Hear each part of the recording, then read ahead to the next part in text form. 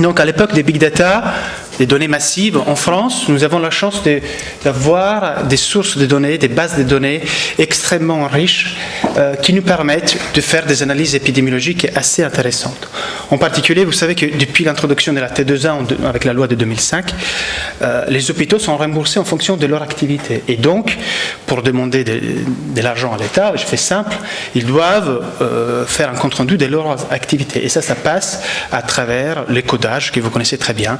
Et donc, toutes ces informations, elles sont stockées et elles sont rendues publiques pour les chercheurs. Et donc, c'est à partir de ces sources d'informations qu'on peut retracer l'évolution de différentes techniques chirurgicales. Donc, nous avons donc utilisé la base PMSI qui regroupe les informations concernant les hospitalisations dans les hôpitaux français. On s'est focalisé sur la période 2007-2012, donc un peu plus de 10 ans, enfin 2018, pardon. Par contre, on s'est focalisé sur les adultes parce que les mineurs, c'est un sujet très particulier, voilà, où la politique s'émêle peut-être encore plus que chez l'adulte, donc c'est un monde à part. Bien sûr, on a pris en compte toutes les interventions de chirurgie bariatrique dans tous les hôpitaux de France, qu'ils soient publics ou privés. Donc voilà, je vais commencer par vous décrire l'évolution des actes. On a entendu quelques chiffres par Philippe. Nous partons de 16 000 actes en 2007, et puis progressivement, il y a une augmentation assez rapide jusqu'à 2017, où il y en a effectivement 52 000, grosso modo, c'était le maximum. Hein. Et puis ça a rebaissé un tout petit peu, on est redescendu à 47 000 l'année dernière. Donc cette croissance, bien sûr, on peut l'attribuer à l'efficacité de ces chirurgies, et puis toute la caution scientifique que les recherches françaises et internationales a apportée. Mais après, pourquoi il y a cette diminution ces 2 dernières années? Mon avis, je pense que le marché, entre guillemets, n'est pas saturé. Il y a probablement, comme Philippe l'évoquait, une raison d'ordre de politique de santé. Et si on regarde effectivement la croissance par an, on est entre 10 et 20% jusqu'en 2013, puis la croissance diminue et on a une croissance négative ces 2 dernières années. Là, on voit par exemple sur le territoire national, par département, le nombre d'actes de chirurgie bariatrique par 100 000 habitants. En 2007, la plupart des départements étaient autour de 20 actes par 100 000 habitants, alors qu'en 2016, il y a un certain nombre de départements qui dépassent les 100-150 actes par 100 000 habitants. Paris, toujours très actif en 2007 et en 2016. Voilà, si on compare la chirurgie bariatrique à d'autres chirurgies digestives. J'ai pris ces données qui sont issues d'un mémoire d'une étudiante que j'ai encadrée l'année dernière, qui était déjà prête. La chirurgie du cancer colorectal est restée autour de 35 000 actes, grosso modo, depuis 2010. Petite augmentation en 2016. Pour ce qui concerne le foie, le pancréas, l'estomac, l'œsophage, une évolution stable, enfin une tendance complètement stable par rapport à la chirurgie bariatrique. Là, on peut dire effectivement que, entre guillemets, le marché est saturé. Et puis, il y a une particularité de la chirurgie bariatrique qui m'a toujours fait sourire, on va dire, c'est que pour une même pathologie, on a développé des techniques chirurgicales complètement différentes. Et je crois que cela, c'est un peu un cas unique en chirurgie digestive, parce qu'en fin de compte, dans les autres domaines, quand il y a un problème, la technique chirurgicale, voilà, est grosso modo une seule, quoi. Si on a un cancer du côlon droit, c'est la colectomie droite. À la limite, on discute célio, pas célio, mais là, on a 4 techniques complètement différentes.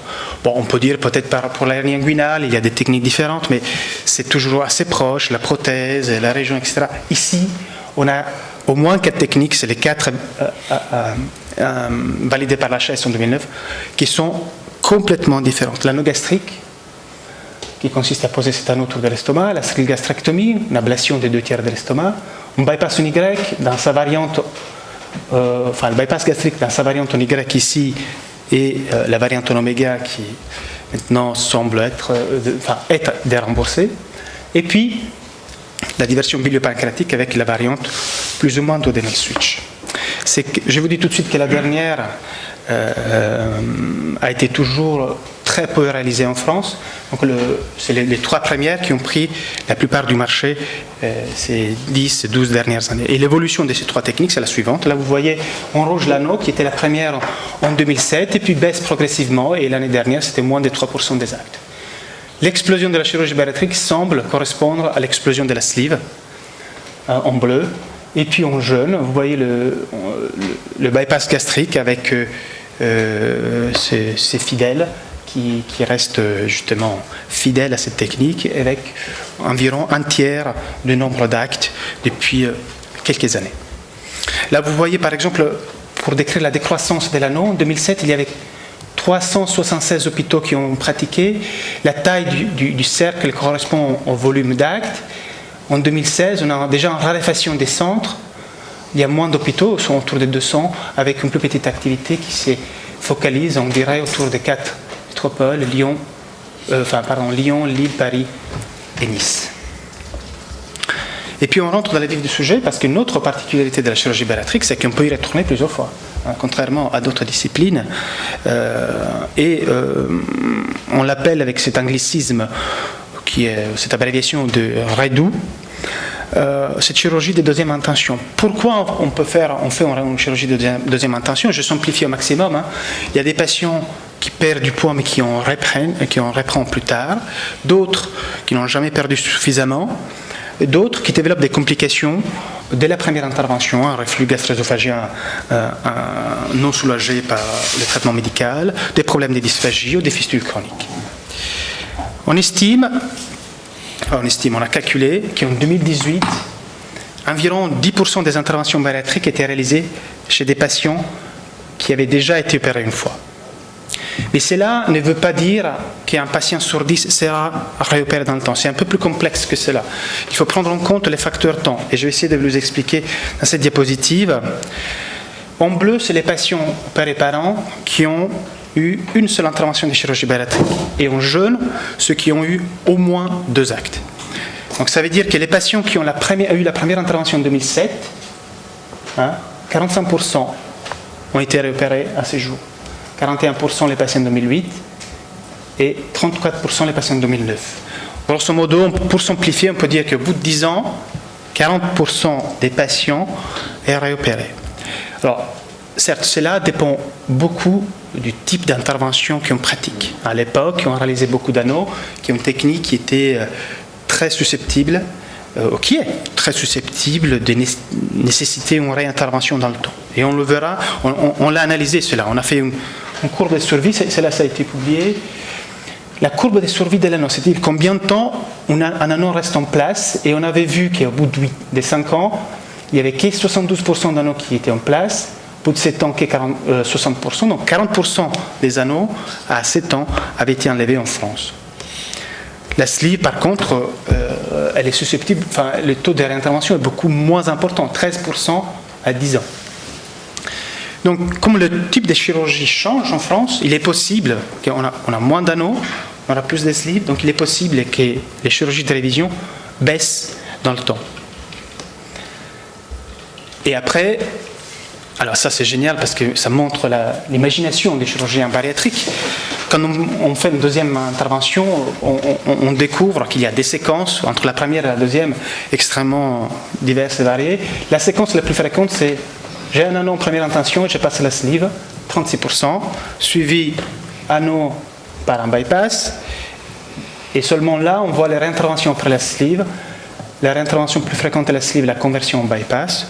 Mais il y a aussi anneau après anneau. Et puis plus bas, vous voyez des séquences. Voilà, il y a des gens qui font la totale. Anneau, sleeve, bypass. Sleeve après sleeve, et des choses plus fantaisistes, anneau, sleeve. Alors ça, je ne sais pas ce que c'est, bypass après, faire un bypass après un bypass, je ne pourrais même pas vous dessiner le montage final. Donc c'est assez varié, quoi. Alors, en termes de morbimortalité, ça évolue aussi. Ça a beaucoup changé. Nous l'avions déjà présenté il y a quelques années à un congrès. La mortalité de la chirurgie bariatrique a baissé. Elle est très faible. Elle est passée de 13 sur 1000 en 2007 à 8 sur 10 000 en 2018. C'est-à-dire que sur cette période de 12 ans, il y a eu 361 décès sur 430 000 interventions. C'est une mortalité à 90 jours. Donc, un peu moins d'un décès sur 1200 interventions. Alors, si on compare avec la mortalité de la chirurgie carcinologique, digestive, on se rend compte qu'on joue dans une autre catégorie. On est entre, on va dire, 3 et 8% pour la chirurgie cancérologique. La bariatrique est là. La bariatrique joue dans la catégorie de l'appendicite simple et de la cholécystectomie non compliquée. Voilà. Les 4 interventions dont je vous ai parlé ont une mortalité très différente. L'anneau extrêmement faible, 2 sur 10 000. La diversion plus importante, quasiment 5 sur 1000. Et puis le bypass et la sleeve. Les 4 interventions ont eu aussi une évolution. Donc là, vous voyez, c'est tout petit. La mortalité de l'anneau, ces 2 dernières années, aucun décès après anneau. La sleeve a baissé de 3 fois, de 39 sur 1000 à 11 sur 1000. Et le bypass, pareil. Là, en diagonale, je ne vois pas bien. C'est de 35% à 7%, donc une diminution d'entre 4 et 5 fois. La mortalité de la diversion est plus compliquée à évaluer parce qu'il y a moins d'actes et les événements sont rares. Donc, il suffit qu'il y ait un décès pour modifier considérablement les taux de mortalité. Pour ce qui concerne la chirurgie des révisions, la mortalité reste la même. C'est-à-dire qu'un bypass des premières intentions ou un bypass des deuxièmes intentions a la même mortalité. Même chose pour la sleeve. Donc cette chirurgie de révision n'est pas plus à risque de décès que la chirurgie des premières intentions. Nous verrons que pour la complication, ce n'est pas la même chose. Quand on regarde les complications, je vais vous parler de ce que nous avons appelé sepsis abdominale. Nous avons mis là-dedans les codes de la fistule, de la péritonite et de l'abcès profond. Donc c'est un peu plus que juste la fistule simple, mais bon, c'est des complications quand même, graves. Donc c'est un critère, on peut dire, composite. Donc l'évolution est la suivante. Il y a eu une augmentation, ça c'est le sepsis global, en 2010. C'est probablement parce qu'on avait de plus en plus des sleeve bypass. Et puis, ce taux de complications est resté stable, autour de 2, entre 2 et 3, 2,5. Et depuis 5 ans, on n'arrive pas à faire mieux. Quand on compare les 3 interventions, même chose, augmentation de la sleeve et puis stabilité, même chose pour le bypass. Donc 2% pour la sleeve, 3% pour le bypass et un peu plus pour la dérivation. Donc là, contrairement à la mortalité, depuis quelques années, on a un peu du mal à améliorer ces paramètres. Par contre, la chirurgie de révision, alors là, le taux de sepsis abdominale est quasiment 2 fois plus important. On passe de 2,7 à 5,1 avec un odds ratio de 2 largement significatif. Donc pour conclure, nous avons observé ces 10-12 dernières années une augmentation de environ 3 fois de la chirurgie bariatrique avec un stop depuis 2 ans et un changement radical dans le profil des interventions avec sleeve et bypass en Y désormais qui s'instaure dans le paysage français. Il y a une nette diminution de la mortalité qui est passée de 13 sur 1000 à 8 sur 10 000. Il y a une stagnation des fistules entre 2 et 3% en fonction de la chirurgie, de la technique employée. Les chirurgies de révision concernent actuellement les 40% des patients opérés il y a 10 ans, mais probablement concernant de moins en moins des patients, parce qu'il y aura moins d'anneaux, il y aura moins besoin de réintervenir sur les patients, en tout cas nous l'espérons. La mortalité de la chirurgie de révision est la même que la mortalité de la chirurgie de première intention, et par contre il y a un taux de fistule, on va dire sepsis abdominale, 2 fois plus importante. Merci.